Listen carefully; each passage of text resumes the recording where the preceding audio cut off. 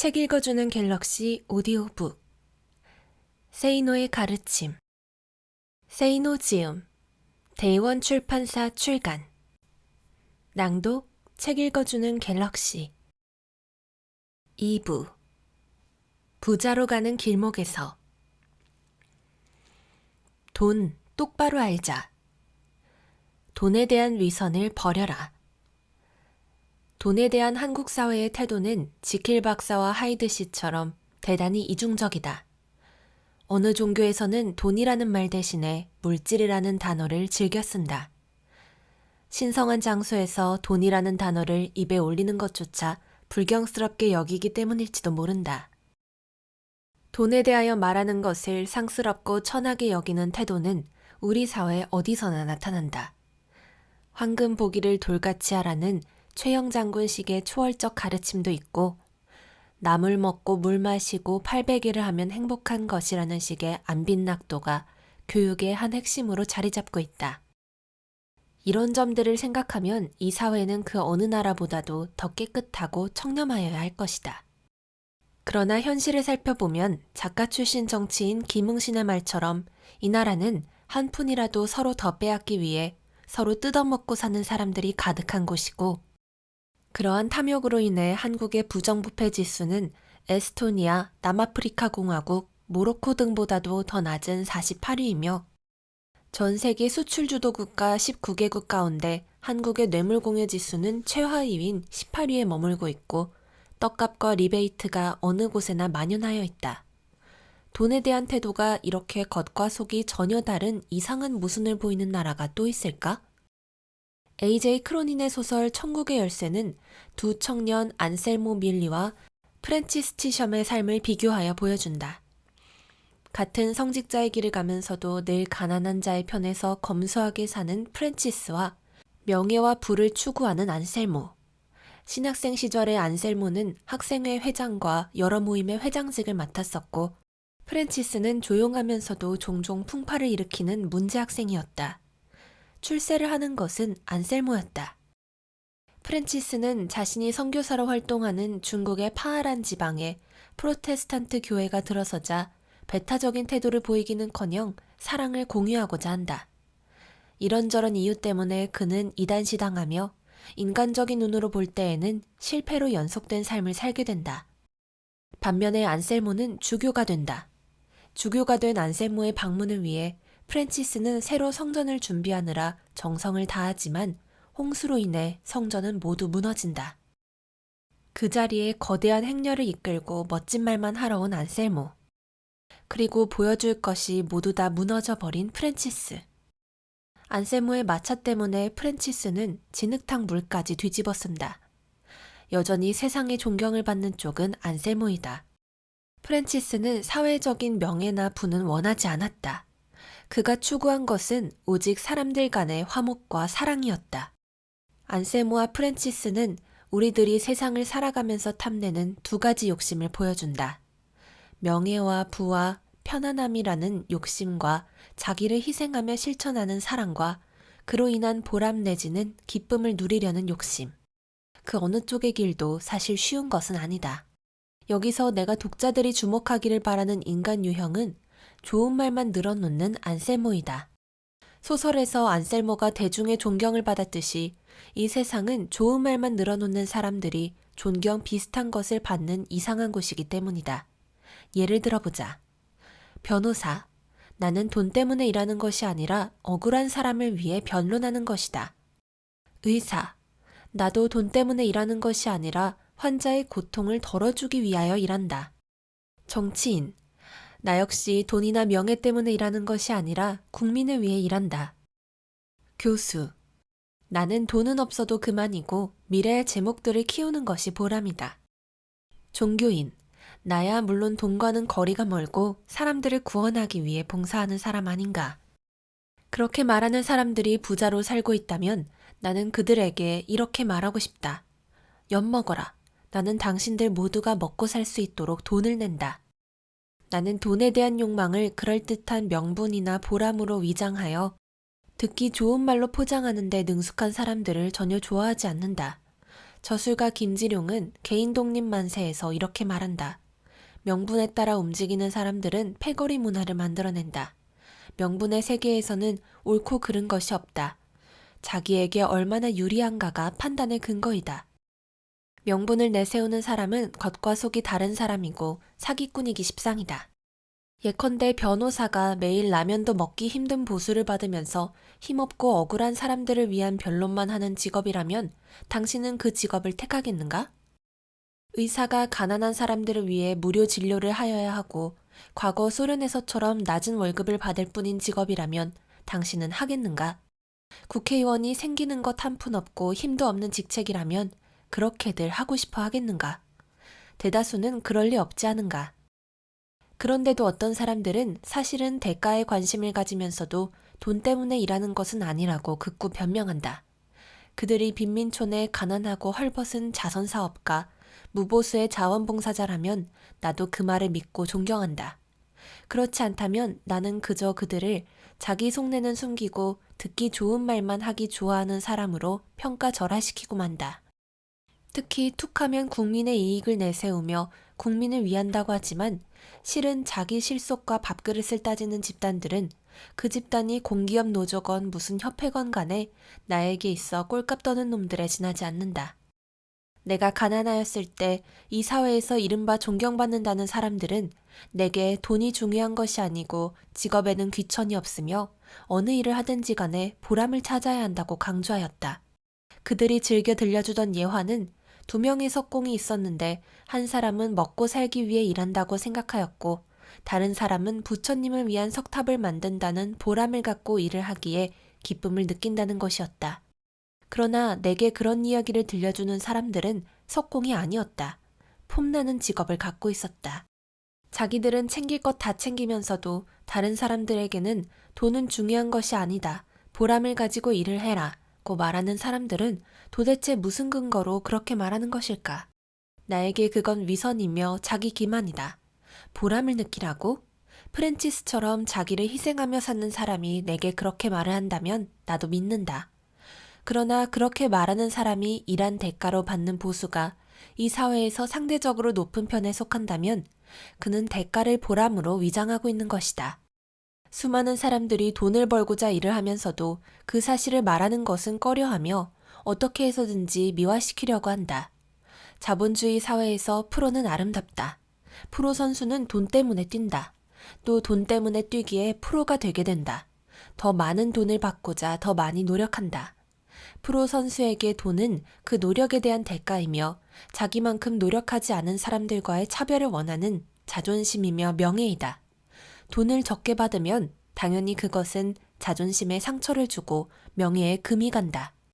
1970년에 발표되어 많은 사람들의 사랑을 받아온 리처드 바크의 갈매기의 꿈을 읽어보았는가?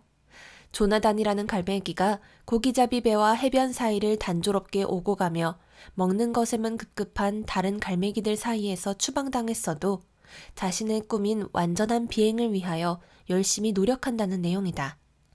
가장 높이 나는 갈매기가 가장 멀리 본다. 진정한 삶의 목적을 찾아서 비행하는 조나단은 더 높이 나는 것을 통해서 완전한 자유를 찾아간다. 정말 멋지다. 그러나 이 세상에는 벌레를 찾아 낮게 날면서도 자신이 높게 날고 있다고 착각하는 갈매기들이 넘쳐난다. 그 갈매기들은 그 착각 때문에 위선자들로 전락하고 만다. 나는 그런 위선자들 가운데서 능력 있는 프로를 보지 못했다. 나는 남들이 뭐라고 하든지 간에 삶에 대한 자존심 때문에 낮게 살면서 벌레부터 먼저 잡아먹자고 작심을 했던 사람이다. 그래서 프로다. 월스트리트 금융기관들에서 신입사원 면접을 볼 때 지원 사유를 성취감을 느끼기 위해서라고 답하면 모조리 불합격이다. 돈을 벌고 싶어서라고 말하는 사람만 합격된다. 부자가 되려면 돈에 대한 가식을 버리고 프로가 되라. 배고픈 갈매기는 높이 날려고 해도 기운이 없어 그렇게 하지 못한다. 돈과 먼저 친해져라. 어떤 사람들은 이른바 금융지식이나 투자지식을 돈을 운영할 수 있는 지식으로 믿는다. 물론 그러한 지식도 중요한 것이기야 하지만 나는 그런 지식을 전문적으로 갖추고 있는 재테크 상담가들 중에서 부자를 만난 적은 없다. 돈을 운영할 수 있는 지식은 단순한 금융 지식이나 투자 지식이 아니기 때문이다. 그것은 쏟아지는 정보를 이용하여 돈의 흐름을 볼 줄 아는 눈이며 인간 심리를 알고 문화를 이해하는 능력이며 시장 경쟁의 치열함 속에서 승리하는 방법을 법의 테두리 안에서 모색하는 힘이다. 그러한 지식을 얻으려는 노력으로 나는 신문을 많이 본다. 수많은 기자들이 사방에서 수집하여 활자화하는 정보들은 내게는 소중한 자산이 된다. 그러나 그들의 지면을 통해 알려주는 정보 모두를 내가 소중히 여기는 것은 아니다. 나는 내가 읽는 여러 종류의 일간지와 경제지들 중에서 매일 어느 하나를 택하여 우선 경제란부터 상세히 본다. 경제 흐름을 알려주는 모든 기사는 정말 놓치지 않는다. 차 안에서 신문을 읽다가 원하는 기사를 칼이나 가위 없이 맨손으로 잘라내는 기법을 스스로 터득하기도 하였고, 책상 위에 놓고 칼을 대고 자르면 신문 한 장의 두께만큼만 칼질이 되는 특수한 칼도 서너 가지 종류를 오래전 외국에서 구입했을 정도로 나는 경제 기사를 소중히 여긴다. 경제란 다음에 보는 지면은 문화란이다. 문화를 알아야 인간을 이해하고 사업을 할 수 있기 때문이다. TV 프로그램에 대한 내용도 대충은 본다. 다른 사람들 다 보는 연습극이라고 해도 나는 거의 안 보기 때문에 대화 중에 상대방이 무슨 말을 하는지 모르는 경우를 당하지 않기 위해 기초적인 내용만큼은 알아두기 위해서이다. 정치, 사회, 스포츠 등은 대충대충 본다. 어느 한 신문에서 그런 분야에 대한 기사들을 내가 훑어보는 데 바치는 시간은 2분도 안 된다. 어느 연예인이 이혼을 했건 말건, 박찬호의 금년 실적이 얼마가 되건, 정치인들이 무슨 일로 싸우건 간에 나는 그런 기사들은 대강 제목만 보고 만다. 그런 지면들에서 내가 집중을 하며 보는 것은 광고이다. 광고는 사회의 단면이고 사람들이 다른 사람들의 호주머니를 어떻게 노리고 있는지를 보여주기에 유심히 본다. 이런 상품이 나왔구나. 이 동네는 부동산이 이 정도 가격이구나. 구인 광고를 이렇게도 하는구나 등등을 재빨리 눈에 집어넣는다. 인터넷에서는 이것을 못 얻는다. 시내버스는 타본 지가 20년 이상 되지만 지하철은 1년에 몇 차례는 나도 타게 된다.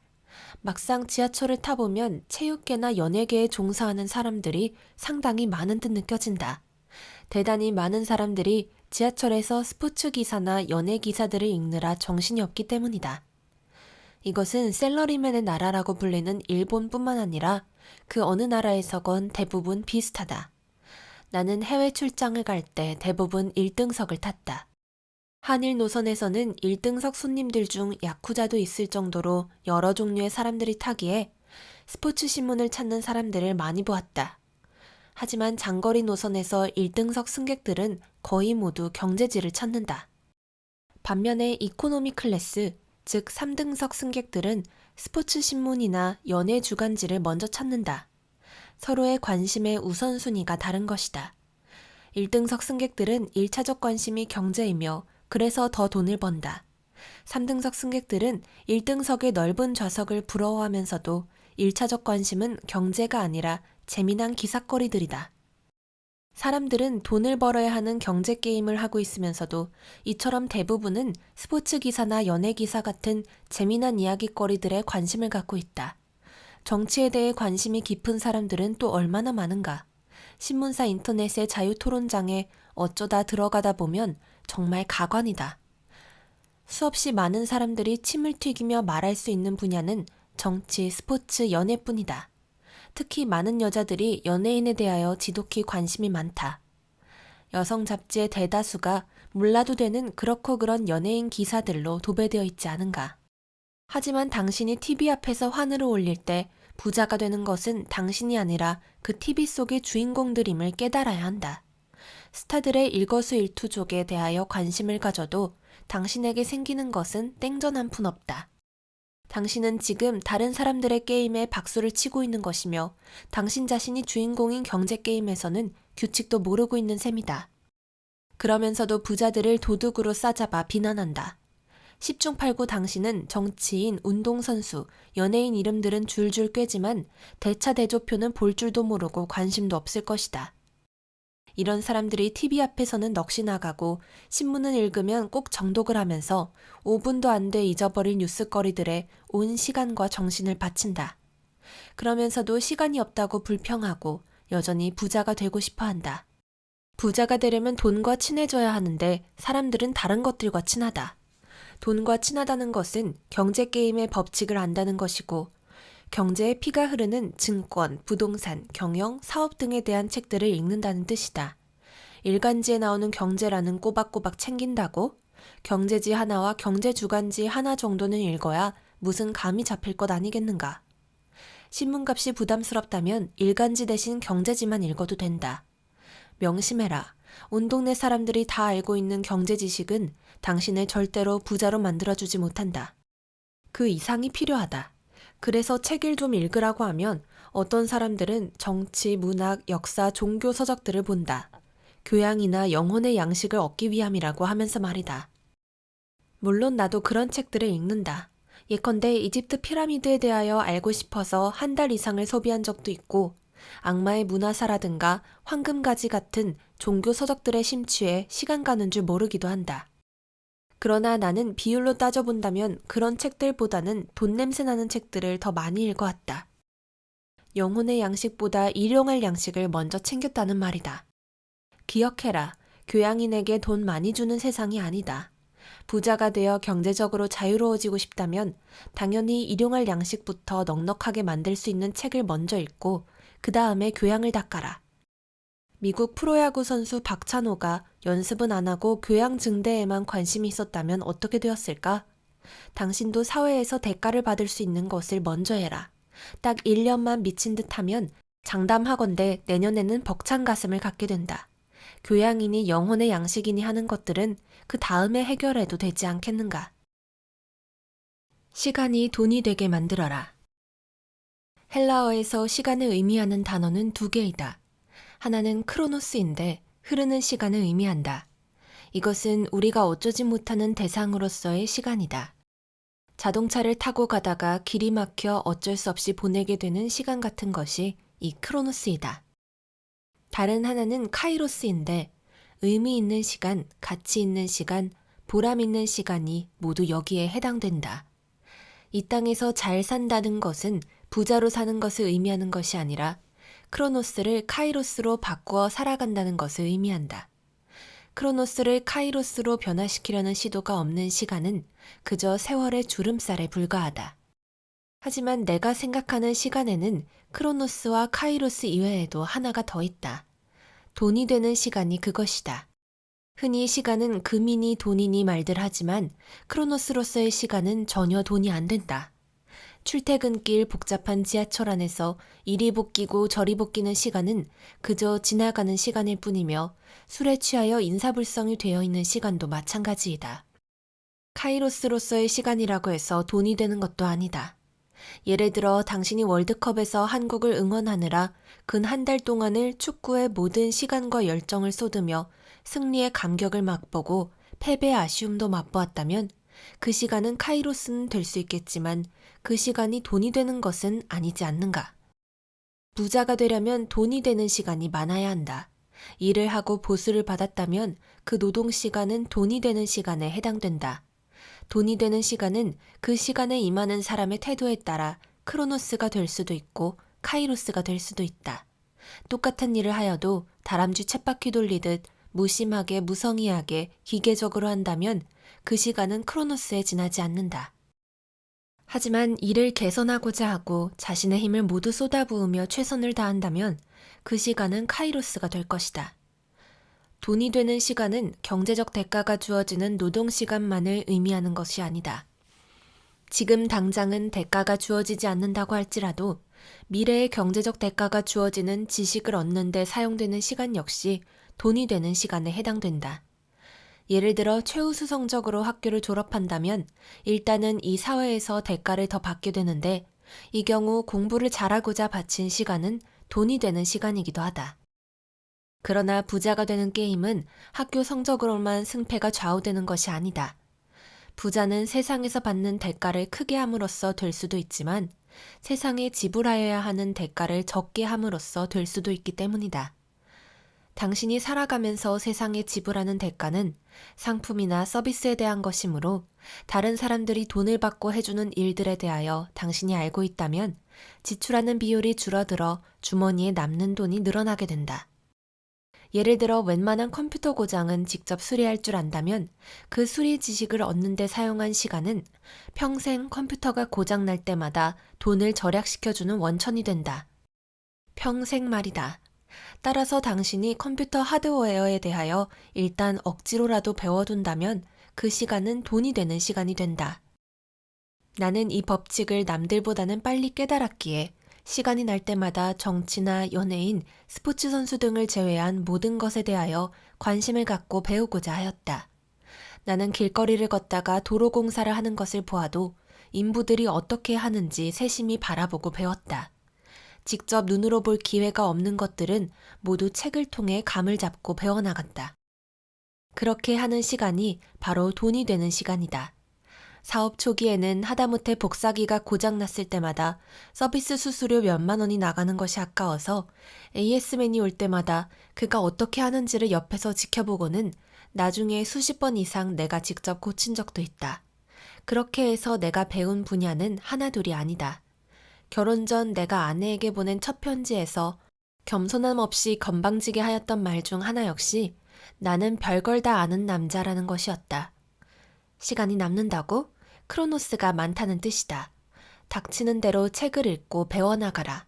우선은 지금 하는 일과 관련된 것들부터 마스터하라. 그렇게 할 때 그 시간은 돈이 되는 시간이 될 수 있다. 일과 관련된 책들은 솔직히 재미는 없다. 하지만 재미가 충만한 책들만을 읽는다면 그 시간은 카이로스가 될 수는 있지만 돈이 되기는 어렵다. 재미없어 보이는 지식들을 위하여 돈이 되는 시간을 먼저 투자하는 사람만이 크로노스의 굴레에서 벗어날 수 있다. 그래도 인생은 즐기며 재미있게 살아야 한다고? 장담하건대 당신이 재미있는 것만 즐기며 시간을 보내는 동안 당신의 삶 자체가 조만간 재미없어질 것이다. 불확실성의 시대로 유명한 미국의 경제학자 갤브레이스는 인생에서 대부분의 물건, 이를테면 자동차나 연인이나 암은 그것을 지닌 사람에게만 중요하다. 그에 반해 돈은 그것을 가진 사람과 가지지 못한 사람 모두에게 똑같이 중요하다고 말하였다. 그 중요한 것을 위해 지금 시간을 투자하라. 지금의 시간이 미래의 돈이 되게 만들어라. 돈은 오직 기회의 첫 단추만 채워준다. 어느 책에서인가 이런 글을 본 적이 있다. 어떤 다람쥐도 도토리를 모을 때 겨울을 나는데 필요한 이상을 모으지 않으며 어떤 참새도 다음 주 식량을 미리 모아놓지 않았다고 해서 슬프게 짹짹대지 않는다. 동물의 왕 호랑이도 부자 호랑이와 가난한 호랑이로 나뉘지 않는다. 그저 배부른 놈과 배고픈 놈으로 분류될 뿐이다. 어째서 인간만이 부자가 되려고 하는 것일까? 그것은 인간 세계만이 자본주의를 실행하기 때문이다. 자본주의 사회에서 가장 중요한 생존 요건은 돈의 속성을 알고 이 세상에서 돈 버는 방법을 제대로 배우며 그렇게 번 돈을 효과적으로 쓰는 일이다. 그렇다면 돈은 어떠한 속성을 가지고 있는가? 강태기 씨의 모노드라마 돈에는 돈의 행방에 따라 여러 인물이 등장한다. 마지막 재산 1,000원을 털어서 산 복권이 당첨돼 벼락부자가 된 실직자, 그 돈을 탈취한 강도, 그 강도로부터 청혼을 받는 창녀, 강도가 목욕하는 사이에 돈가방을 훔쳐 병에 시달리는 애인에게 달려간 창녀, 돈 때문에 사랑하는 여자를 사창가에 내몬 죄책감을 견디지 못하여 자살한 애인. 이 연극에서 돈은 화폐로서의 돈을 비롯해 윤회한다는 의미의 돈다와 미친다는 뜻의 돈다는 의미를 동시에 내포하고 있다. 그러나 돈이 사람을 사이코로 만드는 기능만 갖고 있는 것은 물론 아니다. 자본주의 사회에서 돈이 갖고 있는 첫 번째 기능은 의식주를 해결하여 준다는 것이다. 어떤 사람들은 예수가 성경 마태복음 6장에서 무엇을 먹을까, 무엇을 마실까, 무엇을 입을까 하지 말라, 내일 일을 위하여 염려하지 말라 라고 한 말을 내게 들려줄지도 모른다. 하지만 예수의 말은 앞날을 생각하는 당연한 걱정을 불필요하다고 하는 말이 아니다. 빈곤은 지나친 근심과 걱정을 가져오기에 하나님의 의를 자칫 무시하게 될 위험이 있음을 경고하는 것이다. 삶에 필요한 일들을 스스로 감당하고 하나님의 섭리에 맡기게 되면 하나님이 공중의 새와 들의 꽃을 보호하듯 보살펴 주실 것이라는 의미이지, 그냥 놀고 있어도 의식주가 저절로 해결된다는 의미가 아니라는 말이다. 불교에서는 어떨까? 부처는 초기 불전인 선생경에서 자본주의적 가치를 상당히 구체적으로 장려하고 있다. 마땅히 먼저 기회를 익히라. 그래야만 재물을 얻으리라.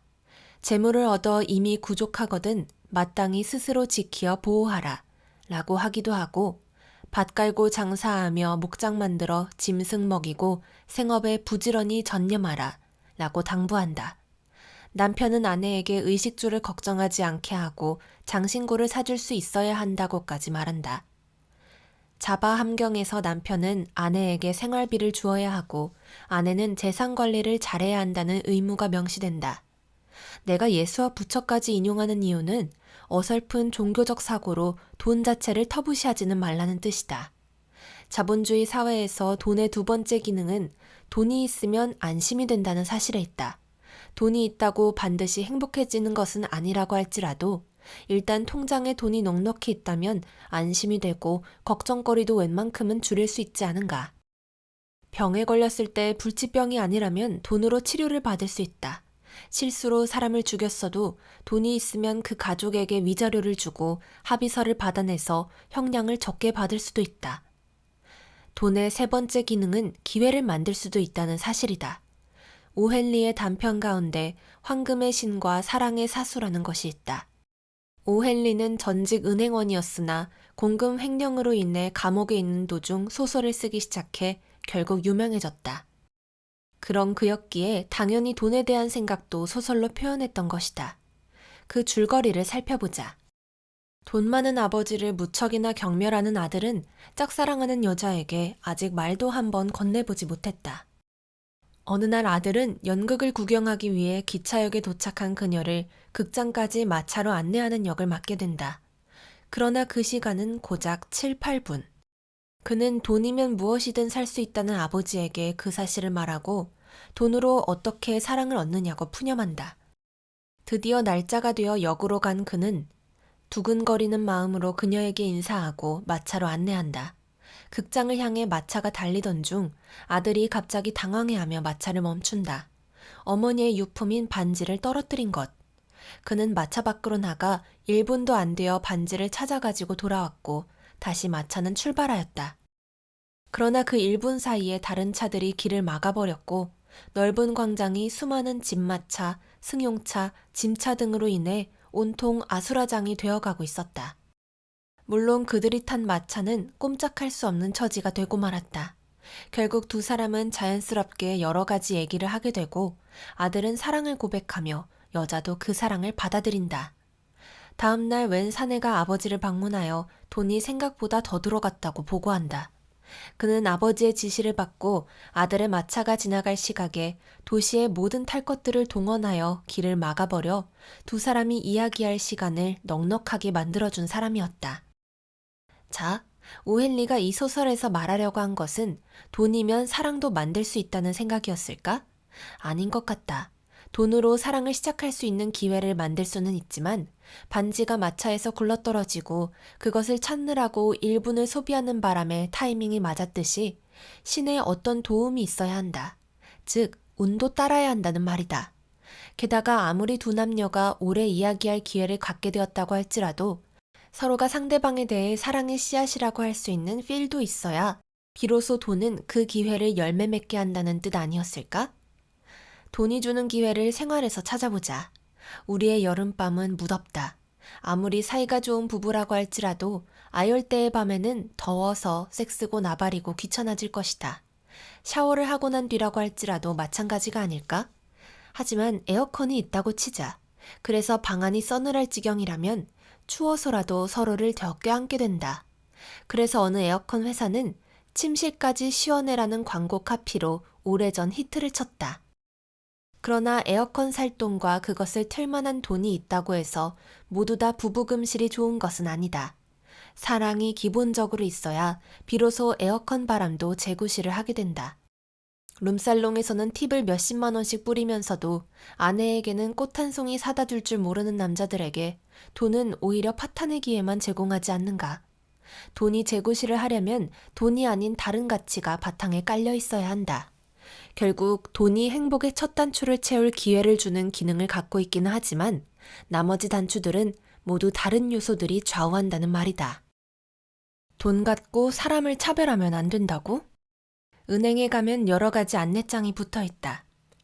평균 잔고 얼마 이하는 이자를 주지 않겠다. 창구에서 공과금을 받지 않겠다. 동전을 교환해주지 않겠다 등의 내용이다. 반면에 거액 이용자들을 위해서는 프라이빗 뱅킹 코너라는 것을 만들고 극진한 정성을 쏟는다. 은행의 이런 움직임에 대한 이용자들의 불만은 대체로 다음과 같다. 어떤 기업이든 돈만 쫓는 기업은 고객의 외면을 당한다. 고객의 입장에서는 불편한 점이 한두 가지가 아니다. 은행의 공과금 수납은 사회봉사 차원에서 계속되어야 한다. 은행들의 거만한 태도를 어떻게 하면 고칠 수 있을지 답답하다. 정말 은행의 도움을 필요로 하는 이들이 누구인지 곰곰이 생각해보기 바란다. 고액 예치자들에 대한 은행의 우대를 보면 자존심이 상한다. 거리감을 느끼게 되는 고급 인테리어의 대형 화분, 1대1 데스크 등 일반 창구와는 확연히 구별되는 PB 코너는 은행의 주고객인 일반 직장인들의 눈살을 찌푸리게 한다. 점심시간에 직원이 식사 중이라 소수 인원만 근무할 때 고객들이 밀려들어 대기하는 동안 PB 코너는 한산에 팔이 날리며 VIP를 기다린다. 돈 없다는 이유만으로 일반 고객들이 홀대받는 것 같아 씁쓸하다. 이러쿵저러쿵. 어느 경제지 기자는 다음과 같은 기사를 쓰기도 했다. VIP 고객들은 송금 액수와 상관없이 수수료가 면제된다. 부자도 아니고 인터넷 사용도 못하는 그야말로 서민들은 100만 원 넘는 돈을 다른 은행에 보내려면 4천 원을 내야 한다. 부자 고객에게 각종 무료 서비스와 선물을 제공하는 데 따른 손실을 서민들에게서 번 돈으로 보전하는 셈이다. 나는 은행을 자주 이용하는 사람이 절대 아니다. 하지만 은행에서 그렇게 하는 것은 지극히 당연하다. 그들도 당신처럼 제한된 시간과 제한된 인력으로 돈 벌고자 애쓰는 사람들일 뿐이다. 은행이 거만하다고? 돈 많이 벌어주는 고객들에게는 친절하다. 당신도 당신에게 이익을 많이 주는 손님에게는 그럴 것이다. 정말 은행의 도움이 필요한 사람들? 은행은 자원봉사단체가 아니다. 당신이 식당을 한다면 굶주린 사람들을 모두 먹이겠단 말이냐. PB 코너가 자존심을 상하게 하고 눈살을 찌푸리게 한다고? 홀대받는 것 같아 씁쓸하다고? 당신은 지금 돈 갖고 사람을 차별하면 안 된다고 믿는 것이며 인간은 돈 앞에서 평등하다고 생각하는 것이나 다름없다. 이 자본주의 사회에서 말이다. 정말 골 때린다. 게다가 부자에게 무료 제공하는 서비스가 서민들에게서 번 돈으로 충당된다고? 정말 웃긴다. 그 서비스는 부자들로 인해 벌게 된 돈으로 제공되는 것이다. 당신이 저녁에 술을 파는데 단골 손님이 와서 양주 몇 병과 안주 몇 개를 시켰다. 다른 손님은 맥주 몇 병에 팝콘 안주뿐이다. 당신 같으면 누구에게 신경을 더 쓰겠는가? 물론 장사건 사업이건 친절이 기본이다. 은행이 참으로 미숙한 것은 거절하는 데 있어서도 미소를 가득 띄어야 한다는 것을 모른다는 점이다. 공연장에서 무대가 잘 보이고 음향도 좋은 자리는 당연히 비싸다. 유독 한국에서는 불이 꺼지고 공연이 막 시작되려고 하면 재빨리 자기가 산 좌석보다 더 비싼 빈 좌석으로 옮기는 사람들을 자주 보게 된다. 나는 예전에 우리나라 비행기에서 1등석이나 2등석 좌석에 미친 척하고 앉아있는 3등석 손님들도 보았다. 승무원이 자리를 옮겨줄 것을 요구하면 얼굴이 벌개져서 자리를 옮기는 사람도 있지만 비어있는 좌석인데 좀 앉아간다고 무슨 일 생기는 것도 아니지 않소. 그냥 앉아갑시다. 라고 오히려 큰 소리치는 사람들도 있다. 디즈니랜드에서 디즈니가 직영하는 호텔에 투숙하면 다른 사람들보다 입장을 1시간 이상 빨리 허용한다. 돈 갖고 사람을 차별한다는 말이다. 내가 만일 용인 에버랜드의 사장이라면 1등석 입장권을 매우 비싼 값에 별도로 팔 것이다. 그리고 모든 줄서기에서 1등석 입장객과 일반 입장객을 구분할 것이다. 런던 국제공항에는 1등석 승객을 위한 별도의 출입구까지 준비되어 있다. 파리에서도 뉴욕행 콩고드 비행기 승객들은 출발 이전부터 완전히 분리된 대우를 받았다. 내가 경험한 바로는 9.11 테러 이후 미국 공항에서도 1등석 승객은 검색대에서 우선권을 부여받는다. 이게 자본주의다. 스키장에서도 회원들이 이용하는 리프트와 비회원 리프트는 구분되어 있지 않은가. 비회원이 비회원 전용 리프트를 타려고 길게 늘어서 있는 것은 당연한 것이다. 그럼에도 불구하고 다 같은 인간인데 줄까지 차별하다니 너무한다. 돈 없다고 괄시하니 서러워 못 살겠네 따위의 생각을 한다면 당신은 평생 부자로는 살지 못할 것이다. 나는 찢어지게 가난하였을 때도 그런 생각을 전혀 해본 적이 없는데 왜 당신은 그런 생각을 하는지 모르겠다. 자본주의에서 돈을 지불하는 대상은 결국 좀 더 편하고 좋은 것을 얻기 위함이다. 당연히 그 질적인 면은 지불하는 돈의 크기와 비례할 수밖에 없다. 백화점에서도 구매 실적이 저조하면 차별을 감수해야 한다. 우수 고객들은 박앤세일 기간이 아니더라도 특정 품목을 할인된 가격에 살 수 있다. 대다수 일반 고객들은 어떤 행사가 진행되는지도 모르는 경우가 많다.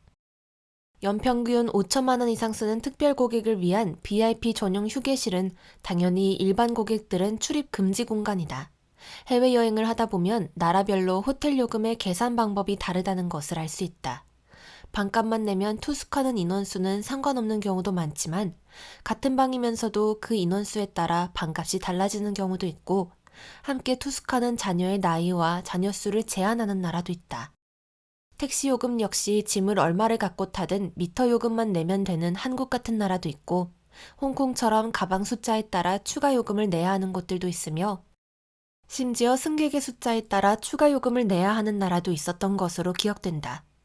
식당 요금 역시 유럽의 많은 나라들에서는 좌석 위치에 따라 요금이 다르기도 하고 음식을 싸갖고 갈 경우에는 앉아서 먹는 요금보다 할인이 되는 나라들도 꽤 있다. 서울의 몇몇 특급 호텔들에서는 도시락을 주문하여 가져갈 경우 10%의 봉사료를 붙이지 않는다. 이게 자본주의에서의 합리성이다. 그래도 호텔에서 도어맨이 고급차를 우대시하는 것은 너무하지 않느냐고? 알려면 제대로 알아라. 고급차여서 우대하는 것이 아니라 자주 오니까 우대하는 것이다.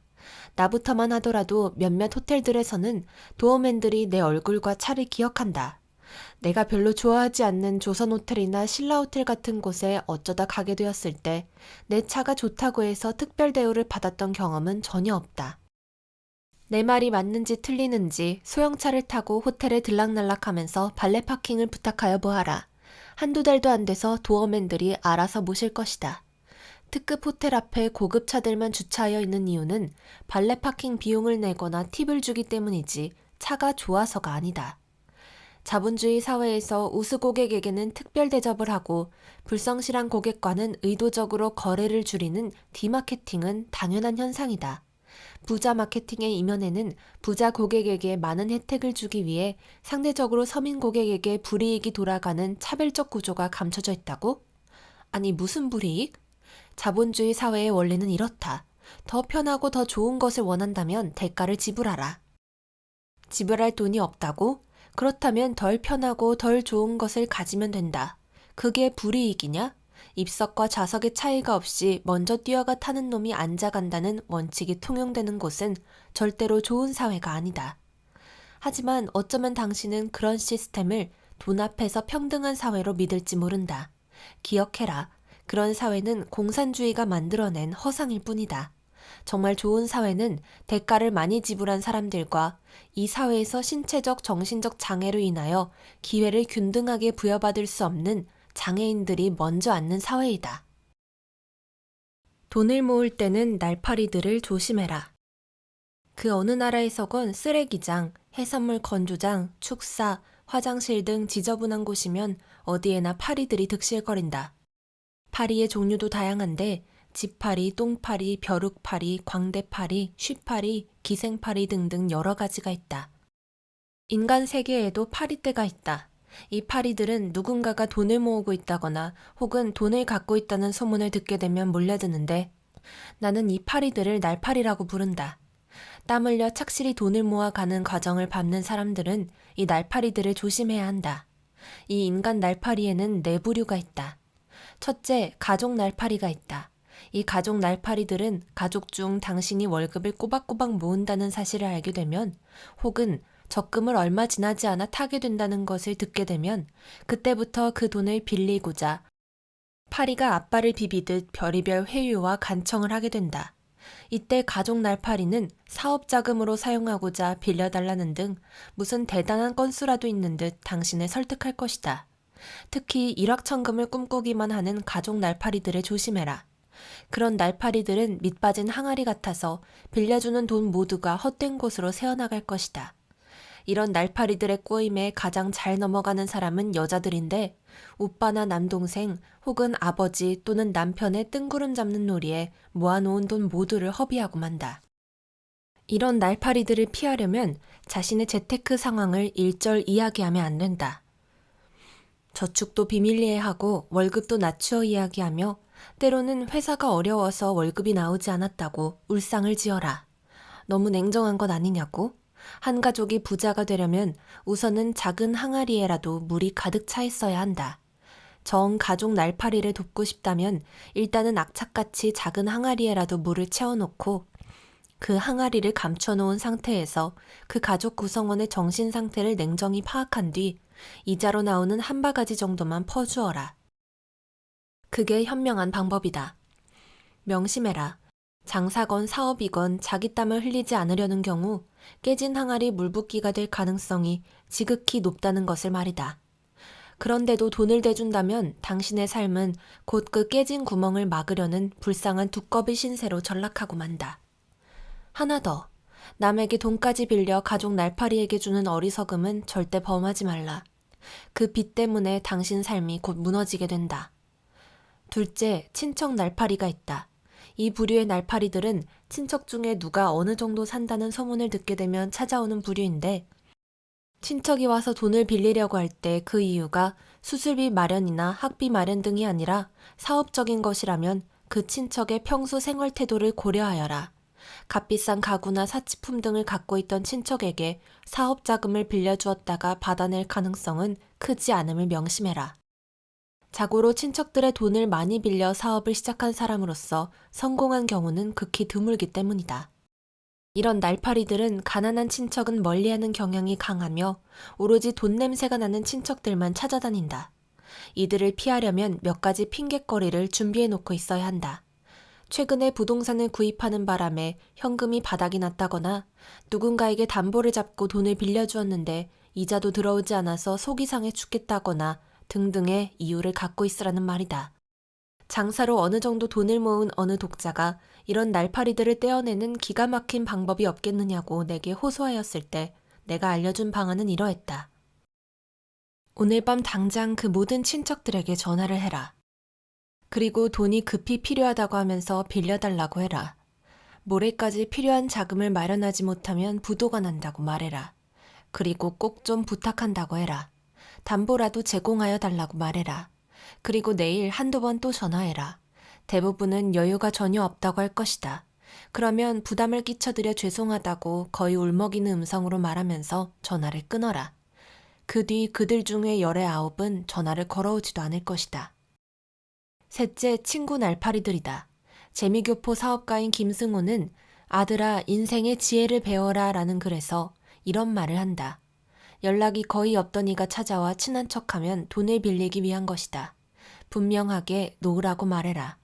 돈도 잃고 마음도 상한다. 친구가 돈이 필요하다면 되돌려받지 않아도 될 한도 내에서 모든 것을 다 해줘라. 그러나 먼저 네 형제나 가족들에게도 그렇게 해줬나 생각하거라. 100번 맞는 말이다. 30대 이후의 나이에서 돈을 빌리려는 친구의 부류는 두 가지이다. 첫 번째 부류는 친구니까 그냥 빌려달라는 부류인데 이들을 조심해라. 이런 사람치고 경제적으로 성공한 경우를 나는 단 한 번도 보지 못했다. 단 한 번도 말이다. 왜냐고? 돈 문제를 정에 의지하여 해결하려는 사람이기 때문이다. 두 번째 부류는 각서나 공증 혹은 담보를 제공하겠다고 자발적으로 말하는 친구인데 이런 친구들이 이 세상에서 성공한다. 상대로부터 신뢰를 받는 구체적 방법을 알기 때문이다. 넷째, 사기꾼 날파리들이다. 돈을 대신 맡아서 보관하여 주겠다거나 이자가 많이 나오는 곳을 아는데 돈을 불려주겠다거나 어디에 투자하면 큰 돈을 벌 수 있다거나 자신의 부동산이 꽤 되는데 현금이 좀 급히 필요하다고 말하는 녀석들은 모조리 100% 사기꾼이라고 생각하면 된다. 나는 도대체 그런 사기에 넘어가는 사람들이 한심하다. 당신 돈은 당신이 관리해라. 사기꾼 날파리들은 원래부터 나쁜 놈들이니까 그렇다고 치고 가족 날파리, 친척 날파리, 친구 날파리들은 정말 주의하여야 한다. 그 날파리들은 대부분 당신에게 돈을 빌려갈 때는 간이라도 빼줄 것 같이 말하지만 돈을 받고자 할 때가 되면 상황이 바뀔 수 있음을 기억해라. 나의 경험담. 은행 이자 수준에서 담보를 받고 돈을 빌려주었던 고교 동창이 약 1년 후 담보를 은행에 넣고 돈을 대출하여 빚을 갚을 테니 담보를 해지하여 달라고 사정사정하기에 내키지는 않았지만 담보를 해지하여 주었다. 그러나 막상 은행 돈을 대출받은 뒤부터는 완전 배째라는 식이었다. 그래서 은행 대출을 받아 빚을 갚는다는 이유로 담보를 해지하여 준 이상 그 약속을 어긴 것은 형법상 사기죄에 해당됨을 알려주면서 구치소와 교도소 생활을 기꺼이 하겠느냐고 말했더니 그제야 잘못을 인정하는 것이다.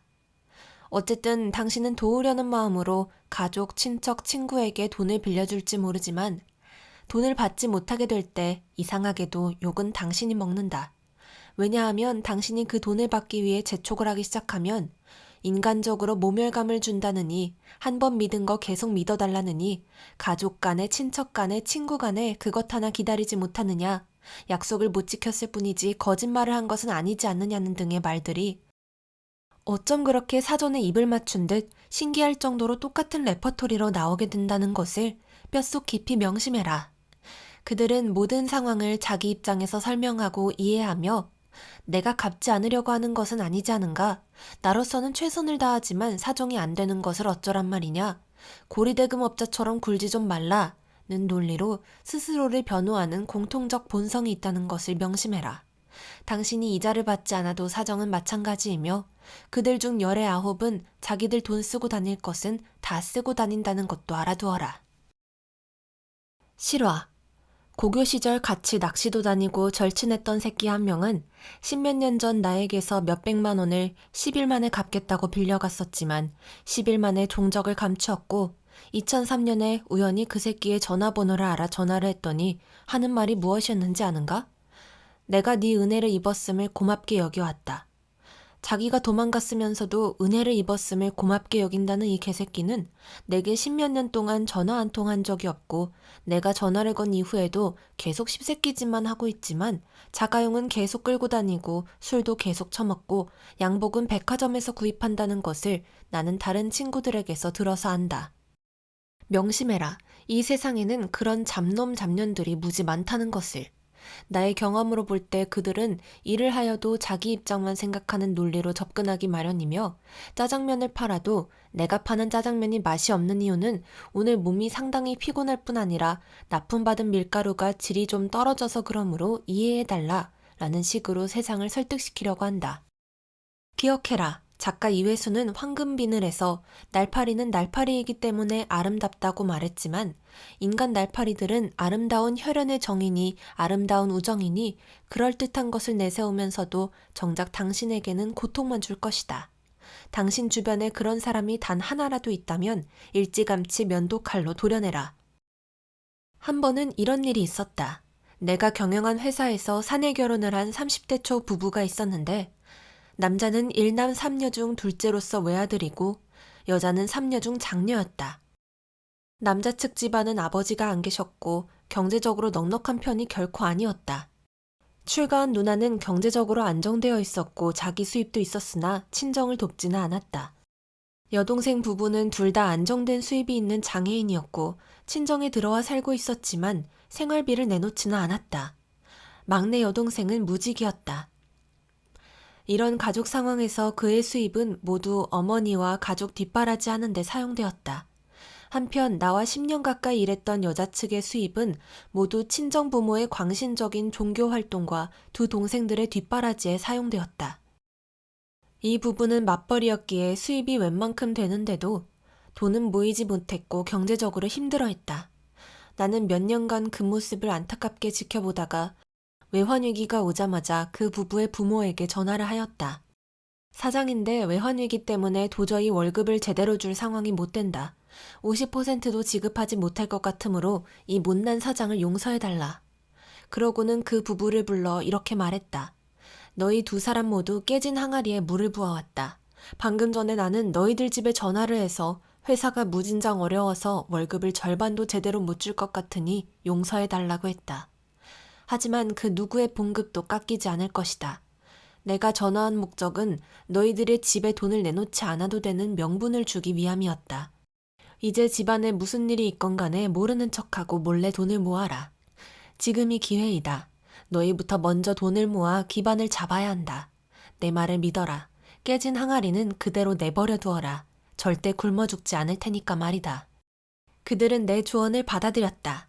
그 뒤 2, 3년 후 부부는 모아놓은 종잣돈으로 독자적으로 사업을 시작하였고 2003년 현재 돈도 꽤 벌었다. 그리고 지금은 가족들을 별 부담 없이 도와줄 수 있는 상황이 되었다. 다시 한번 말한다. 깨진 항아리에 물 붓기는 절대 하지 말라. 그 구멍을 몸으로 막아야 하는 두꺼비가 되기 싫다면 말이다. 사기꾼 판별법. 2017년 4월 부자학 전문가로 이름을 날린 유명 재테크 강사가 100원 가까이 되는 회사 돈을 챙겨 잠적한 혐의로 피소돼 경찰이 수사에 나섰다는 뉴스가 여러 매체에서 나왔다. 그 강사는 선한 부자 조슈아로 알려진 조상훈이고 그는 이미 회사 대표직에서 물러난 뒤 아내와 함께 해외로 도피한 상태로 보도되었다. 그는 2000년대 초 청년 시절 부동산 경매로만 10억여 원을 번 성공신화로 화제가 되면서 부자학 전문 재테크 강사로 유명세를 떨쳤으나 수사가 진행되면서 사기 횡령 금액이 150억 원으로 나오기도 했다. 1. 이 사건이 보도되기 6년 전인 2011년 6월 6일 나는 세이노 카페에 아래 글을 올렸다. 조슈아가 투자하였던 경매 물건들에 대한 나의 분석은 부정적이었고 그 양이 많아 여기서는 생략한다. 경매 공부를 하는 사람들은 나의 분석 내용을 카페에서 읽을 수 있다. 어쨌든 핵심을 말하자면 조슈아는 법인 2개를 만들어 그 주식을 투자 희망자들에게 팔면서 그 법인들에서 경매 투자를 하여 발생하는 이익금을 배당금으로 준다고 하였는데 왜 나는 그 결과가 나오기도 전에 딴지를 걸었을까? 첫째는 조슈아가 자기 자금을 함께 투입한 흔적을 찾지 못하였기 때문이었다. 타인의 자금만을 끌어와 법인 이름으로 투자하는 경우 투자자들이 낙동강 오리알 신세로 전락하는 경우에도 운영자는 뻔뻔스럽게도 계속 잘 살고 있을 수 있기 때문이다. 두 번째는 조슈아가 경매 전문가로 행세하면서 투자자들을 모으는 행위 자체에서 나는 다른 사람들의 돈으로 자기 자신이 부자가 되려는 속셈이 숨어 있다고 보았기 때문이다. 세 번째는 자금 흐름을 살펴보니 위 2가지 사항이 틀리지 않았고 선한 부자라는 닉네임이 철저히 가면이었음을 알았기 때문이다. 나는 자금 흐름이 수상하다는 것을 어떻게 알았을까? 사업을 하다 보면 상대방의 재정 상태를 손바닥 보듯 보아야 할 때가 있다. 이를테면 어느 은행에 계좌가 있고 그 계좌에는 얼마나 돈이 있으며 사장 및 그 아내, 그 부모, 그 자식 명의로 된 계좌는 어디에 있는지, 부동산 보유 상황은 어떻게 되는지, 재산을 어디에 숨겼는지를 알아내야 할 때가 있는데 합법적 방법 이외에 말 못할 방법도 있지 않겠는가. 오래전의 일이다. 나와 관련된 회사의 창고에서 화재가 발생하여 약 25억 원의 피해가 발생하였는데 바로 옆 공장에서 발생한 화재가 옮겨온 것이었다. 당신이 그 피해 당사자라면 그 옆 공장 회사의 재산을 모조리 가압류부터 하고자 할 텐데 어느 세월에 합법적 방법에만 의지한단 말인가. 그동안의 재산을 다 빼돌릴 텐데. 하지만 조슈아의 경우에 있어서는 부동산 등기부 등본과 낙찰 관련 자료들만으로도 충분히 사실관계를 살펴볼 수 있었고 그것을 근거로 그 당시 내가 세이노 카페에서 공개적으로 지적한 문제점들을 요약 재정리하면 아래와 같다. 조슈아는 아내 명의로 경매받았던 35층 아파트의 전망 사진과 발코니 화단 조성 사진 등을 투자자들에게 보여주기도 했으나 내가 쓴 글 때문인지 낙찰받은 지 2년 3개월 만이었던 2013년 6월 26일 17억 5천만 원에 그 아파트를 매매하였다. 하지만 다른 문제점들은 여전히 남아있었고 결국 2017년 가족 모두가 해외 도피를 하였는데 그곳이 말레이시아라는 말을 들었다. 2. 부동산 투자를 빙자한 사기꾼들은 지금도 있다. 부동산 경매의 귀재 혹은 경매의 신으로 불리던 서울레저 이상종은 400억 사기범이며 6년 도피 후 검거되고 2019년 징역 9년을 받았다. 20만 원으로 2년 만에 500억을 그리고 다시 1200억을 벌었다고 떠들면서 유료 재테크 카페도 운영한 GMB 그룹의 김길태, 인터넷에서 검색하여 봐라. 나오는 내용이 장난이 아닐 거다. 21세기 컨설팅의 양화석도 있다. 부동산 업계에서 양 박사로 통하던 그를 나도 2000년대 초에 2번 만났었는데 내가 내렸던 결론은 사기꾼이라는 것이었다. 그런데 명문대 출신의 공부도 잘했던 고교 동창 중 한 명이 2006년 그 회사에 취직을 했다. 그 친구는 동창들에게 회사를 적극 소개하면서 투자를 권유했고 나는 그 친구에게 직설적으로 개뿔도 모르면서 그런 짓 하지 말 것을 얘기하였으나 그 녀석은 내가 크게 오해하고 있는 것이라고 하였고 결국 여러 친구들이 그곳에 투자를 했다. 당시 그 친구가 동창들에게 뿌린 메일을 보면 이러했다. 그러나 2년도 안 돼서 양화석이 도피하자 그 친구는 자신이 친구들을 끌어들인 것에 대한 자책으로 자살하고 만다. 그 똑똑한 친구가 어째서 양화석의 꼬임에 넘어갔던 것일까? 그 대표적인 이유는 양화석이 미래의 가상 수입을 확정 수입으로 포장하고 회사 보유 자산을 미래 가치로 계산하며 투자 유치 예정 금액을 확정 금액인 양 설명하는 것을 진짜 그럴 것으로 믿었기 때문이다. 부동산 개발의 실체에 대해 개뿔도 모르는 놈이었기에 양화석이 똥을 된장이라 말해도 몰랐던 것이다. 내가 조슈아의 선한 부자 천인 프로젝트 글을 읽으면서 가장 분노한 것은 미래에 확정될 수입을 현재 확정된 수입으로 이야기하거나 채권 투자 활동 전체를 보여주지 않고 일부만 공개하면서 투자자를 모으고자 하는 내용 때문이었다. 그가 만든 법인 이름도 굿윌이고 닉네임도 선한 부자로 사용하고 착한 척은 더럽게 많이 했으나 나는 그것들 모두를 분명한 미혹으로 보았다. 여기에 덧붙이자면 모든 부동산은 매각되어 현금이 들어오기 전까지는 수익이 미확정이다. 채권 투자 수익 역시 마찬가지이다. CB나 BW 같은 채권 투자가 안전하기만 한 것은 아니고 운영자금 규모가 1, 2억이라면 징검다리 디디듯이 수익을 낼 수도 있지만 자금 규모가 커지면 상황이 전혀 그렇지 않게 된다. 부티크 경영자들도 그런 어려움을 내게 이야기하곤 한다. 3. 안 친한 개인적 친분이 없는 사기꾼들의 공통적 특징. 1. 흙수저로 태어났으나 투자를 잘해서 떼돈을 벌었다고 홍보한다. 2. 사는 곳이나 고급 자동차 등을 보여주며 자랑한다. 3. 카페, 블로그, 인스타, 페이스북, 유튜브 등으로 사람들을 끌어모은다. 4. 강의하면서 모임을 만들어 회비를 걷거나 투자를 꼬드긴다. 5. 자기 말만 잘 들으면 당신도 부자가 된다고 주장한다. 6. 외모와 목소리가 좋은 경우들이 많으며 말을 잘한다. 4. 친한 사기꾼들의 공통적 특징. 앞에서 말한 사기꾼들은 피해자와 학창시절에 알고 지내던 관계는 아닌 경우가 대부분이지만 피해자가 예전부터 친하게 알고 지내던 사기꾼들도 있다. 이런 연놈들은 주로 은행이나 투자회사 등에 다니는 중에 동창들이나 친한 고객들에게 접근하여 좋은 투자 기회가 있는데 저는 자금이 없지만 하면서 꼬드기는 수법을 쓴다. 내가 아는 놈은 산업은행 부장이었는데 바둑 모임에 참석하여 바둑을 두면서 넌지시 투자 기회가 있는데 내가 국책은행에 있는 공인이어서 참 아깝다 등의 말을 슬그머니 내뱉으며 친구의 동향을 살핀 뒤 친구가 투자하겠다고 하면 나는 공인이므로 절대 다른 친구들에게는 말하지 말아라 라고 입단속을 시켰다. 그놈이 나중에 행방불명 상태가 된 후 드러난 사실은 아파트도 아내 이름으로 되어 있었고 민형사 소송을 통해 건질 수 있는 금액이 전혀 없었다는 것이었다. 어느 은행의 여직원은 친하게 지내던 전문직 고객에게 은밀히 투자를 권유하였고 그 고객은 그 말에 속아 부모 형제의 돈까지 끌어다 넘겨주었으나 그 여직원은 자기 가족과 함께 외국으로 도피한 후 현지에서 자살해 버렸다. 이런 경우 돈을 찾을 수 있을까? 불가능하다고 보아야 한다. 인터넷에서 만나 채팅하면서 친해진 사람은 어떨까? 외로움을 파고드는 로맨스 스캠이 대표적인데 여기에 속았던 10여 명의 독자들이 보낸 메일 중 기억나는 것은 외국인 스캠에 빠져있던 여자였는데 내가 그거 사기당한 것이라고 답을 보내주었음에도 연거푸 세이노님이 몰라서 그러시는 거다라고 했고 털린 금액은 2억 원대였을 것이다. 그 독자가 속아 넘어간 이유는 사기꾼이 여러 개의 계정을 각기 다른 사람으로 위장하여 사용하면서 사기꾼을 믿을 만한 사람으로 말하였기 때문이었다. 영문 메일로 사기치는 것에 대해서는 내가 별도로 얇은 책 한 권을 낼 수 있을 정도로 수많은 메일 원본들을 보유하고 있는데 정말 수법이 다양하고 영어를 좀 한다는 사람들이 종종 넘어가곤 한다. 5. 합법적으로 보이는 사기꾼들의 특징. 펀드 사기꾼들의 경우는 은행 저축은 목돈을 만들 때까지만 해라 해서 내가 이미 라인펀드와 관련된 이야기를 하였으니 그 부분을 참고하라.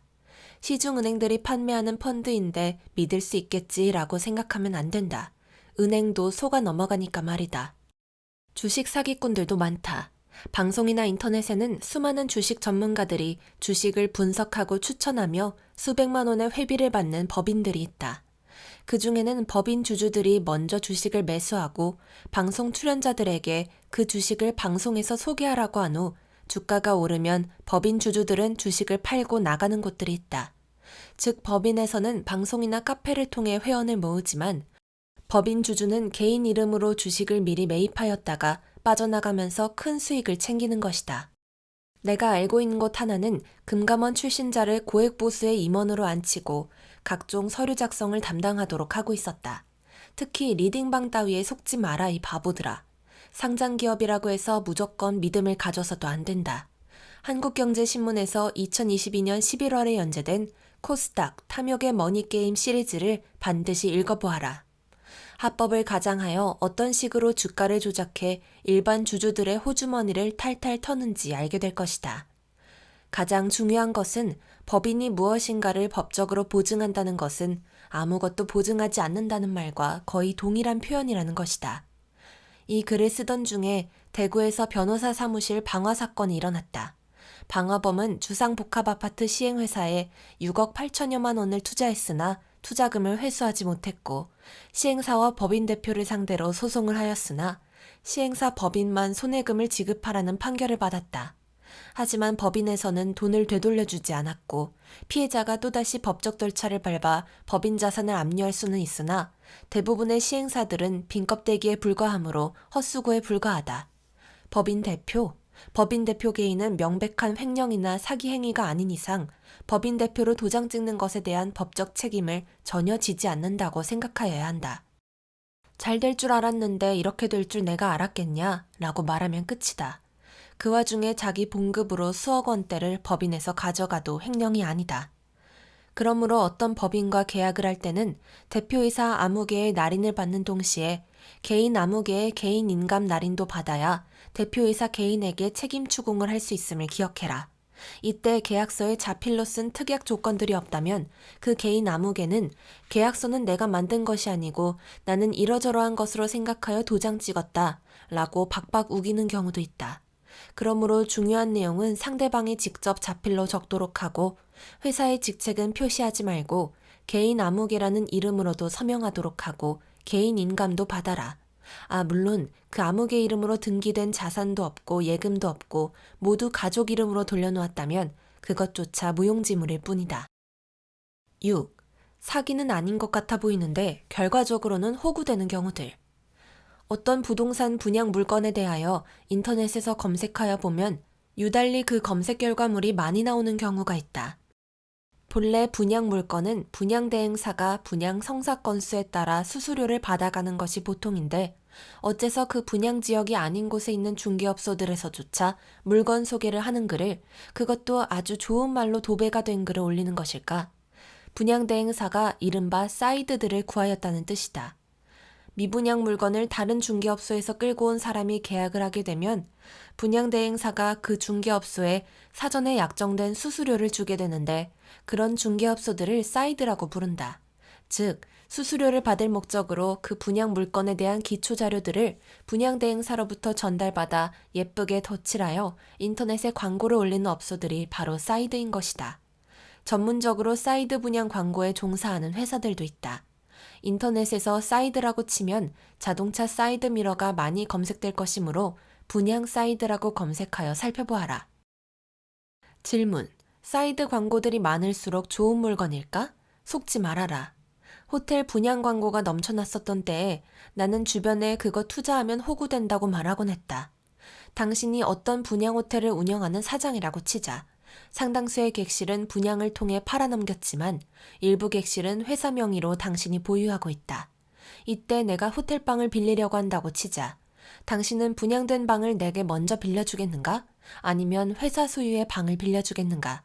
결국 회사 소유의 방들은 회전이 되지만 분양된 방들은 그렇지 않게 된다. 수익 확정형? 누가 확정을 보장해 주는데? 어떤 법인? 앞에서도 말했지만 그걸 믿으면 안 된다. 호텔이건 생활형 숙박시설이건 수익형 숙박시설이건 뭐든 간에 직접 사용할 경우가 아니고 투자 목적이라면 분양받은 사람들만 호구될 가능성이 존재하므로 아주 꼼꼼히 체크해본 후 결정하여라. 왜 호구될 가능성이 큰 것일까? 기본적으로 부동산 개발을 하려는 사람들은 한 번의 기회에서 자기들이 먼저 빨리 부자가 되고 그래도 이익이 남으면 좀 나누어 줄 수도 있다는 식의 생각을 대부분 갖고 있기 때문이라고 보면 된다. 호구되기 싫으면 그들이 하는 말을 절대 그대로는 믿지 말아라. 어떤 분양 호텔은 골치가 아프니까 미분양 호실들에 대한 소유권과 관리회사에 대한 권리를 제3자 법인에게 현금을 받고 싸게 넘기기도 한다. 그 제3자 법인은 호텔을 분양받은 사람들을 상대로 관리비 장사를 하는데 적자가 났다고 하면서 관리비 일부 혹은 그 이상의 금액을 분양 소유자들에게 부과하여 이익을 취하면서 대외적으로는 그 호텔의 주인인 것처럼 행동하면서 또 다른 사기 행각을 벌인다. 영농조합이나 농업회사 법인을 내세우면서 투자자에게 몇천만 원 투자하면 한 달에 얼마씩 주는 것과 함께 재배된 농산물 등을 보내준다고 하는 광고들은 어떨까? 몇 년 후에는 투자금을 돌려주며 지급 보증을 통해 반환 보장해준다고 하는 경우도 있다. 글쎄다. 내가 몇 군데를 꼼꼼히 뒷조사해 본 적이 있는데 이건 역시 돌려막기 위한 호구 찾는 것 같은데? 또 다른 경우는 스타트업 투자와 관련된다. 90년대에만 하더라도 에너지나 동력 없이 스스로 무한히 움직이는 연구기관을 만들었다는 이슈로 투자자를 모으려는 놈들이 한국에 있었다. 18세기 초 러시아 황제도 속였던 오르피레우스의 자동바퀴는 이런 유형의 사기꾼들이 만들어낸 대표적인 작품이었다. 19세기에는 미국의 존 킬리가 물의 진동을 이용하는 연구기관을 만들었다고 하면서 거액을 끌어들였는데 그가 사기꾼이었음은 그의 사후에야 비로소 밝혀졌다. 현대에 나타난 대표적 사기꾼은 피 한 방울로 집에서도 직접 질병을 진단할 수 있다고 호언하며 자금을 끌어모았던 테라노스의 창업자 홈즈가 아닐까 싶다. 이처럼 한국에서도 뭔가를 연구한다고 하면서 혹은 무슨 특허를 갖고 있다고 하면서 아름아름 소개로 투자금을 받는 회사들을 볼 수 있다. 하지만 실제로는 그 연구한다는 자들의 호주머니만 채워주는 경우가 비일비재하다. 내 주변에 있는 사람들 중에서도 상당수가 그런 투자 사기에 당하였다. 7. 사기꾼 피해자들의 공통적 특징. 1997년부터 몇 년간은 나라 전체가 외환위기로 인해 불안한 상태였다. 그 시기에 캐피탈 회사로 위장한 여러 종류의 대부 회사들이 전국적으로 등장하여 사기를 쳤는데 피해자들이 상당히 많았다. 그 당시 내가 의문을 품었던 것은 왜 그 피해자들이 인천, 울산, 부산 같은 곳에서 유달리 더 많을까였다. 내 짐작은 이러했다. 내가 경험한 바로는 우리나라 항구 도시들은 밀수뿐만 아니라 화물 입출항에서 발생하는 여러 가지 커미션 및 리베이트로 인해 검은 돈이 가장 많이 돌아다니는 곳이다. 그 검은 돈 때문에 이웃에서 평범하게 사는 것 같이 보이던 사람이 갑자기 고급차를 타고 으스대는 모습도 나타나게 되며 그 이웃들은 이 세상에는 돈을 쉽게 버는 어떤 투자 방법이 있지만 나만 모르고 있는 것 같은 착각에 빠지게 되어 잘 알지도 못하는 투자에 쉽게 돈을 맡기는 것 아닐까? 이 과정에서 사기꾼 피해자들은 결국 다음과 같은 공통점들을 보이게 된다. 1. 돈을 쉽게 버는 방법이 분명히 있는데 나만 모르는 것 같다. 돈을 쉽게 버는 방법이 있기는 있다. 카지노에 가서 잭팟을 터뜨리면 된다. 그러나 확률이 너무 낮다. 이게 중요하다. 확률이 낮은 게임에서 행운을 기대하지 마라. 코인 투자를 한 사람들 중 일부는 대박을 맛보기도 했지만 폰지 사기처럼 계속 새로운 구매자가 들어와야 가격이 유지되는 게임이고 네덜란드 튤립 투기와 그런 맥락에서 동일하다. 물론 주식이나 부동산도 새로운 구매자가 들어와야 이익이 발생되는 구조인 것은 마찬가지이지만 주식에서는 배당금이나 회사 가치의 증대라는 것이 존재하고 부동산에서는 임대 수익이 발생될 수 있다는 점에서 본질적 차이가 있다. 주식이나 부동산에도 사기꾼들이 도사리고 있을 가능성은 언제나 존재한다. 역사적으로 볼 때 영국의 남해회사 주식의 경우는 악명이 높은데 아이작 뉴턴처럼 머리 좋은 사람도 처음에는 이익을 맛보았으나 후속 투자를 계속하면서 결국은 현재 시세로 20억이 넘는 돈을 날렸다. 반면에 음악가 핸델은 주가가 올랐을 때 재빨리 처분하고 더 이상은 투자를 하지 않아 상당한 이득을 보았다. 2. 하루빨리 부자가 되고 싶어 한다. 기본적으로 부자가 되려면 다른 사람의 호주머니 속에 있는 돈이 그 사람의 자발적 의사로 내 호주머니 속으로 들어오는 횟수가 많아야 한다. 자발적 의사라고 함은 곧 신뢰를 의미하는데 신뢰를 얻는 데에는 상당한 시간이 필요하다. 하룻밤 새에 그 신뢰가 쌓일 것이라는 생각은 버려야 한다. 3. 저 사람은 고급차를 타고 명품도 많이 갖고 있으니 부자라고 쉽게 믿는다. 슈퍼카나 명품, 호화로운 주택 등을 보여주며 자기가 아주 잘 살고 있음을 내세우는 연놈들은 모두 다 빨리 부자가 되려는 연놈들이지 실제 부자는 아니다. 진짜 부자들은 대중의 인기를 얻어야 하는 사람이 아닌 이상 자기 소유물을 대중에게 보여주어야 할 필요가 전혀 없다. 4. 착한 척하는 연놈들을 잘 믿으며 가스라이팅을 잘 당한다. 내가 기부를 좀 했다고 해서 착한 놈일까? 독거노인은 굶어 죽어도 돕지 않고 노숙자에게 10원도 준 적 없는데 그게 착한 거냐? 사기꾼들이 착한 척하는 이유는 그래야 설마 저 사람이 저렇게 착한데 나에게 사기치겠어? 라는 믿음을 야기시킬 수 있기 때문이다. 결론, 사기를 당하지 않으려면 30년 넘게 사기꾼을 잡아온 서울 동부지검 중요경제범죄조사단 임채원 부장검사가 2022년 1월 21일 CBS 라디오 김현정의 뉴스쇼에서 말한 내용을 아래 QR코드를 통해 사이트에서 찾아서 읽어보고 네이버에서 사기꾼의 특징을 검색도 해봐라. 나는 무소유의 삶은 살지 못한다. 욕심을 버리면 행복해질 수 있다? 맞는 말 같다. 도가의 태평경은 말한다. 재물이란 천지 중화의 소유로서 그것으로 사람을 함께 기르는 것이다. 부유한 집은 단지 우연히 이를 모아둔 곳에 불과하다. 이는 마치 창고 안의 쥐가 늘 혼자 배불리 먹고 있지만 이 큰 곡간의 곡식이 본래 그 쥐의 소유가 아닌 것과 같다. 성경은 토지는 다 내 것임이니라. 너희는 나그네요 우고하는 자로서 나와 함께 있느니라. 라고 하면서 모든 것이 하나님의 소유임을 말한다. 불교에서는 자본주의적 가치를 장려하기도 하지만 그럼에도 불구하고 재행무상이라고 잘라 말한다. 어느 종교이건 그 가르침대로 살았던 성인들은 모두 돈을 초월하여 행복한 삶을 살았을 것이다. 그저 성인들을 존경하며 그 마음이나마 조금 배워보고자 하는 속세의 나 같은 사람들은 돈에 대하여 어떤 자세를 가져야 하는가? 부모에게 효도하면서 바람을 피우지도 않고 도둑질도 하지 않았으며 거짓말하지 않고 정당하게 부를 획득한 자라고 하여도 종교 안에서는 안심하지 못한다. 예수는 그런 사람에게 그 부 모두를 팔아 이웃에게 나눠주지 않는 한 천국에 들어가지 못한다고 말하였다. 참으로 실행하기 어려운 주문 아닌가. 그래서 나 같은 부자는 천국에 들어가기가 어렵다. 하지만 세리장 삭개오가 자신의 소유 모두가 아니라 절반을 가난한 자들에게 주겠다고 했을 때는 구원이 이 집에 이르렀다고 했다.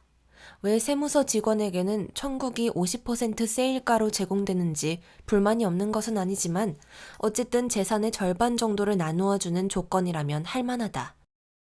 그러나 아직도 긴장을 늦추면 안 된다.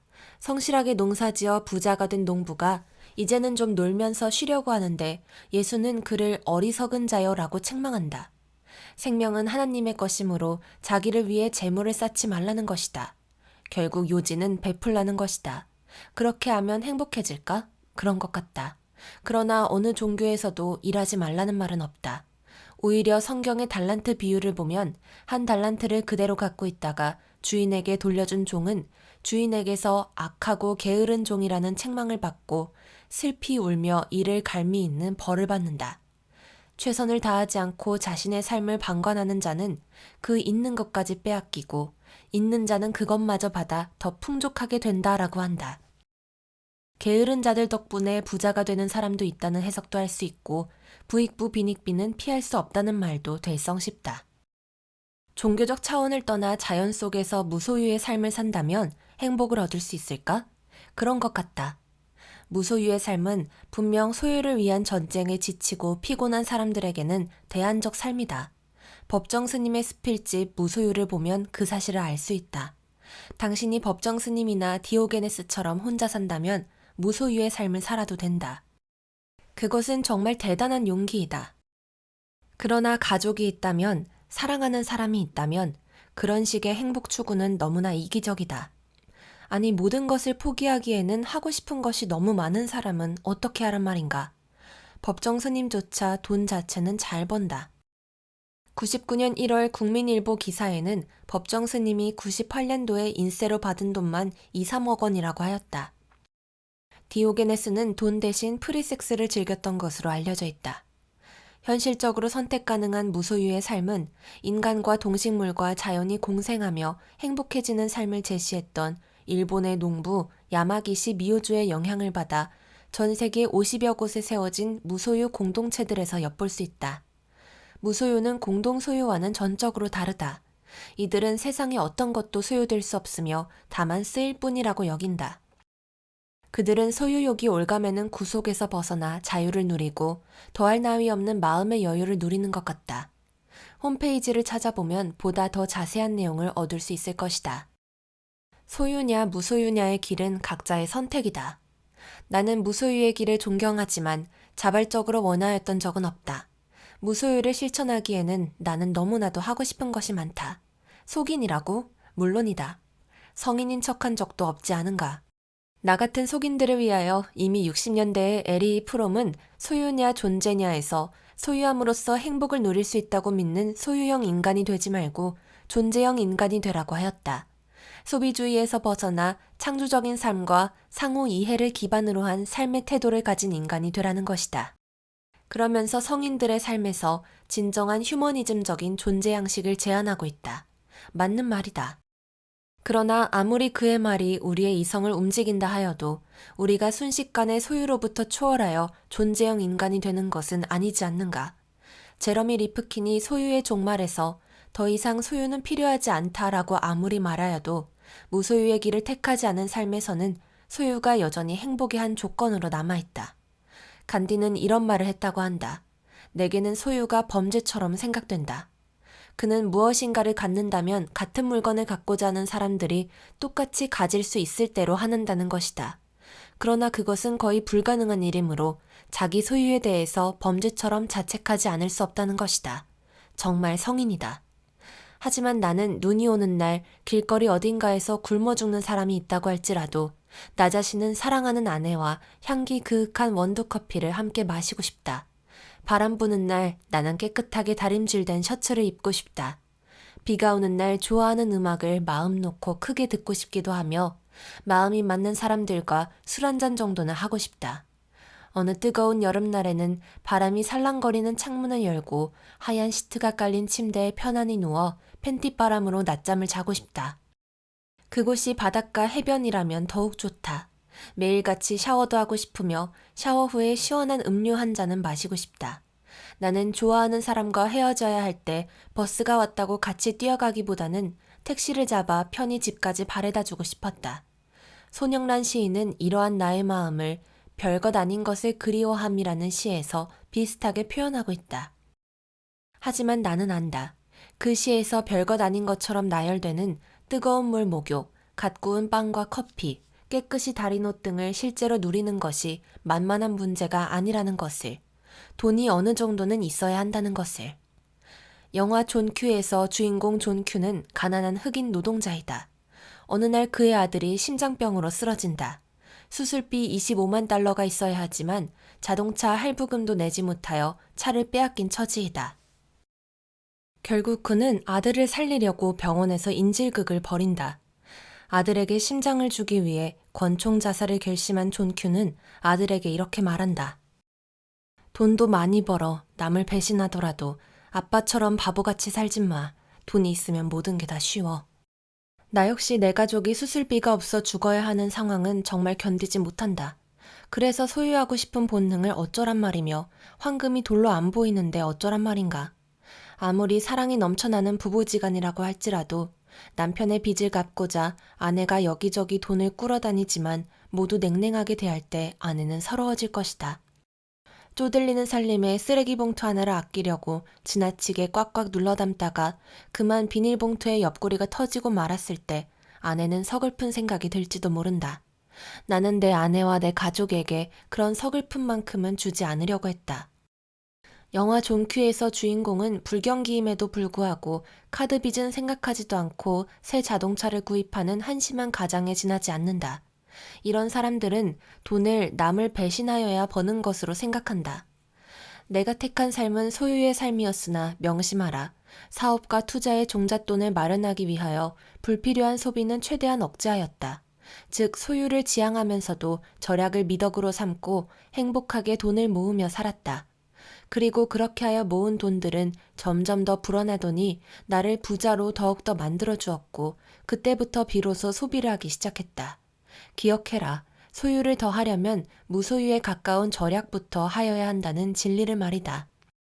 우리들의 생활이 철학적 사고와 지구의 선으로만 가능한 것은 아니다. 인간으로서 누려야 하는 근본적인 것들을 얻기 위해서는 돈이 어느 정도는 있어야 한다. 당신이 내 가족의 수술비를 줄 것도 아니라면, 그리고 당신이 간디처럼 크게 버린 사람도 아니라면, 그래서 아무리 돈 냄새가 물씬 나더라도 크게 버리면 크게 얻는다는 헛소리는 하지 말라.